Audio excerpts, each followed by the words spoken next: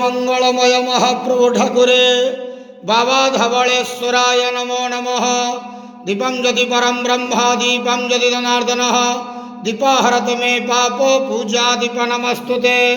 हे बाबा धवलेश्वर महाप्रभु संसार सुखी रखंतु।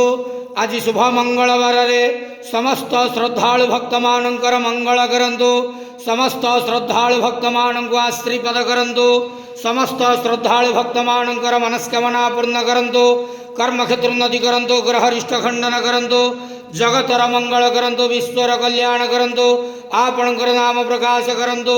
सेवकर डाक श्रवण करंतु। समस्त गुआवसा भक्त मानकर मनस्कामना पूर्ण करंतु। बाबा धवलेश्वराय नमो नमः।